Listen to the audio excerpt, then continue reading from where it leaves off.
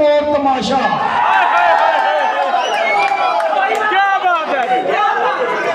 ते होर तमाशा कर लै, होर तमाशा कर लै, उंज पर होर तमाशा करिया वेखी किधरे बन ना जावे होर दा होर तमाशा।